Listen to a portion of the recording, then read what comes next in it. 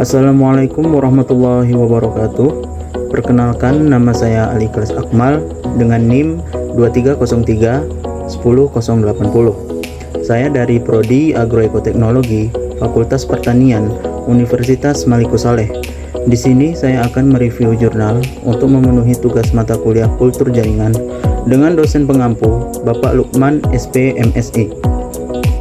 Di sini saya akan mereview jurnal dengan judul pengaruh metode sterilisasi permukaan terhadap kultur biji jeruk Japanese Citroen Citrus Limonia Osbeck yang ditulis oleh Mustika Tuwo, Andi Nur Hikmah Dewi, Yoselin Gayatri, Dwi Mutiara Apa, Reskia Imtihani, dan Ramdhani Aurelia Salsabila, Departemen Biologi, Fakultas Matematika dan Ilmu Pengetahuan Alam, Universitas Hasanuddin, Makassar, Indonesia, yang diterbitkan dalam Jurnal Agriculture Science nomor 12, volume 2, halaman 219 hingga halaman 229 tahun 2022.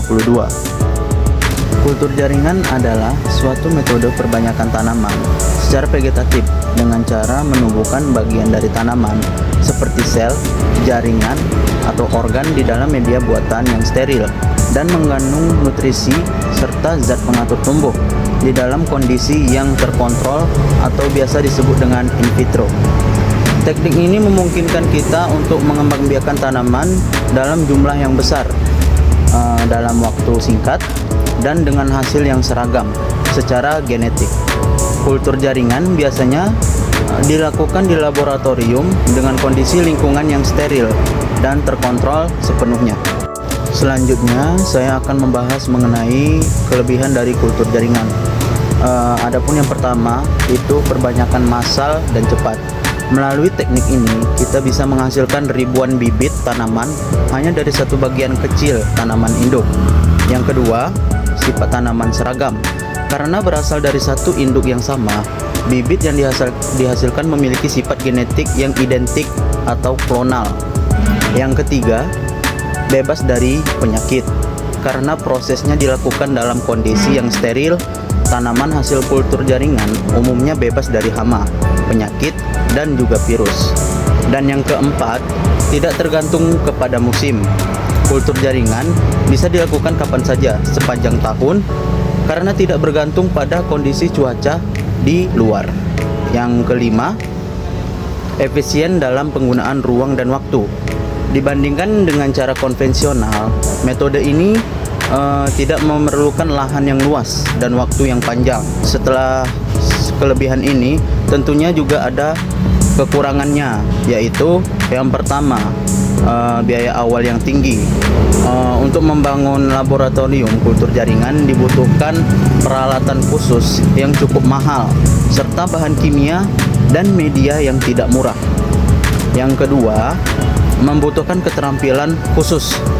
Tidak semua orang bisa langsung melakukannya karena diperlukan pelatihan dan ketelitian yang tinggi, terutama dalam menjaga kondisi yang steril.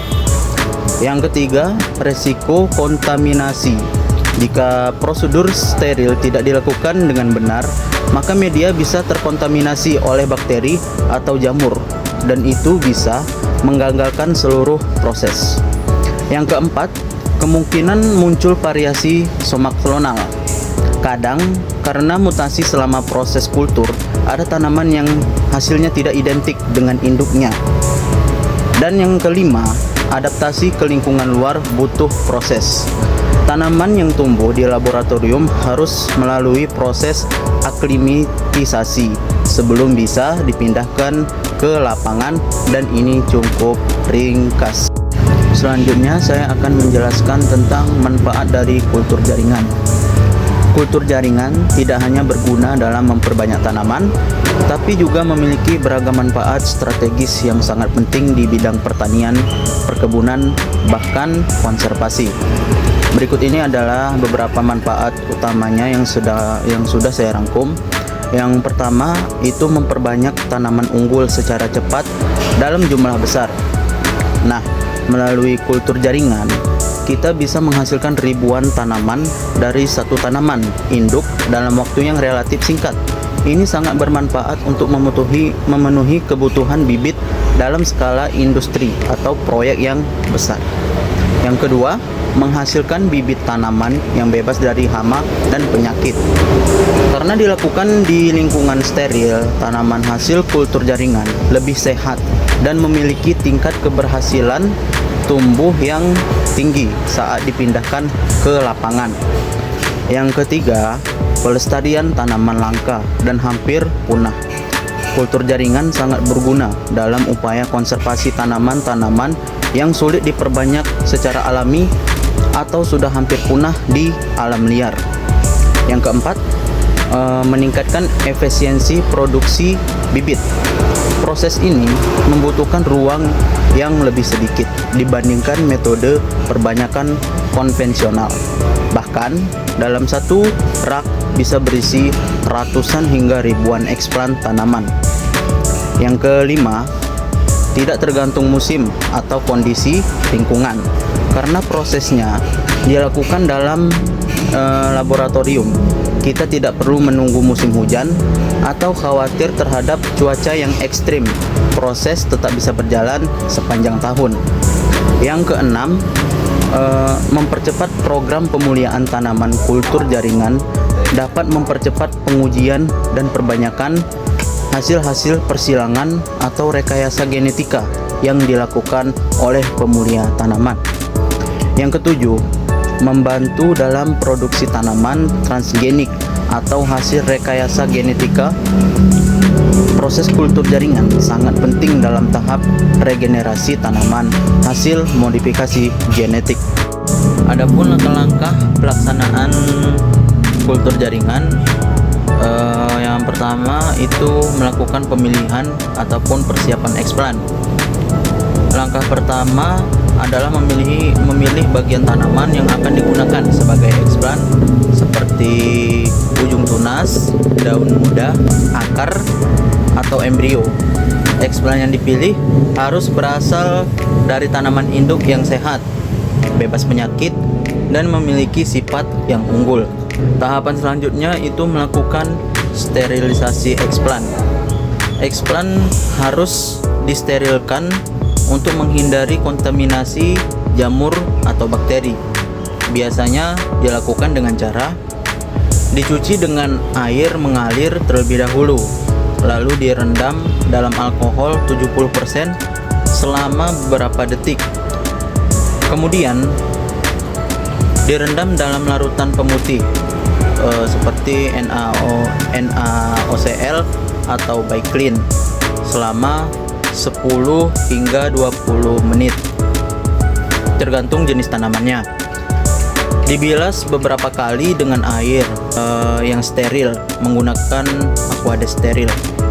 Selanjutnya, semua proses ini dilakukan di ruang steril atau laminar airflow cabinet. Yang selanjutnya itu melakukan penanaman eksplan ke media kultur. Setelah steril, eksplan ditanam ke media kultur seperti media MS, Mercy GS Cook. Penanaman ini dilakukan di dalam botol kultur yang sudah berisi media dalam kondisi yang steril dan menggunakan alat seperti pinset ataupun scalpel steril. Adapun langkah yang selanjutnya itu inkubasi atau perkembangan di ruang kultur. Botol kultur disimpan di ruang kultur dengan suhu, cahaya, dan kelembapan yang dikontrol. Tujuannya apa? Yaitu agar eksplan bisa tumbuh menjadi kalus, tunas, atau akar, tergantung dari jenis media dan hormon yang digunakan. Proses ini biasanya berlangsung selama beberapa minggu, dan langkah selanjutnya itu subkultur ataupun pemindahan ke media baru. Jika eksplan sudah tumbuh dan berkembang, maka dilakukan pemindahan ke media baru. Subkultur dilakukan untuk memperbanyak tunas atau merangsang pertumbuhan akar.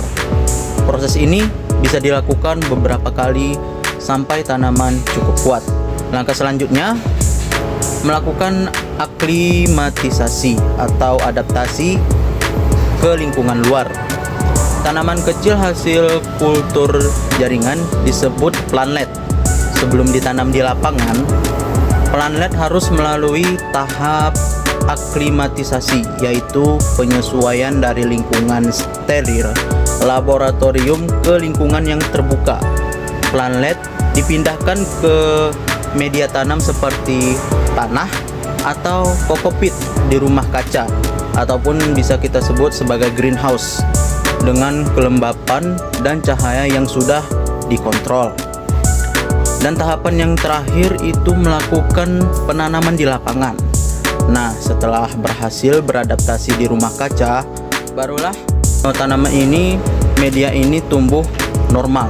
Plantlet siap untuk ditanam di lapangan seperti tanaman biasa. Adapun dalam kultur jaringan itu terdapat juga kontaminasi. Nah, kontaminasi ini adalah masuknya mikroorganisme asing seperti jamur, bakteri, ataupun virus ke dalam media kultur ataupun eksplan yang sedang dikulturkan, sehingga dapat mengganggu atau menggagalkan pertumbuhan tanaman secara in vitro.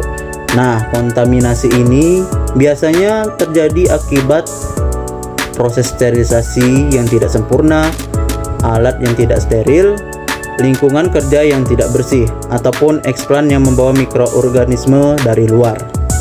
Adapun metodologi dalam jurnal ini itu meliputi persiapan bahan, pembuatan media kultur, serta proses sterilisasi biji jeruk JC. Biji jeruk diperoleh dari sumber tertentu dan media kultur yang digunakan adalah Murasige & Cook ataupun MS. Proses sterilisasi biji melibatkan beberapa metode, termasuk pencucian dengan deterjen, perendaman dalam larutan NaOCl dengan konsentrasi berbeda, serta penggunaan fungisida dan alkohol 70 hingga 90%. Setelah proses disterilisasi, biji dikultur di media MS yang telah disiapkan dan disterilisasi menggunakan autoclave pada suhu 120 derajat Celcius selama 15 menit. Adapun hasil dari jurnal ini menunjukkan bahwa metode sterilisasi permukaan biji jeruk JC yang paling efektif adalah metode keempat, yang meliputi pencucian dengan deterjen, perendaman dengan Twin 80, penggunaan fungisida, NaOCl 30% dan alkohol 90%. Metode ini menghasilkan tingkat sterilisasi tertinggi dengan kontaminasi mikroba terendah sekitar 30% dan tingkat kelangsungan eksplan tertinggi sekitar 60% setelah 28 hari. Penerapan metode ini juga meningkatkan keberhasilan kultur in vitro dengan eksplan yang bebas dari kontaminan dan pertumbuhan yang lebih optimal. Adapun kesimpulan menurut saya dari jurnal ini itu hasilnya menunjukkan bahwa metode sterilisasi yang paling bagus adalah metode yang keempat. Metode ini meliputi pencucian dengan deterjen, perendaman dengan Twin 80, fungisida, NaOCl 30% dan alkohol 90%. Nah, dengan cara ini tingkat kontaminasi mikroba bisa ditekan paling rendah, dan eksplan atau bagian tanaman yang digunakan itu tetap hidup lebih banyak setelah 28 hari. Jadi jika ingin kultur tanaman jeruk JC ini bersih dan berhasil, cara sterilisasi ini adalah paling cocok dan efektif untuk digunakan. Demikian review jurnal yang dapat saya sampaikan. Mohon maaf atas segala kekurangan, dan semoga dengan penyampaian review jurnal saya dapat bermanfaat dan menjadi wawasan tambahan bagi teman-teman sekalian. Terima kasih. Assalamualaikum warahmatullahi wabarakatuh.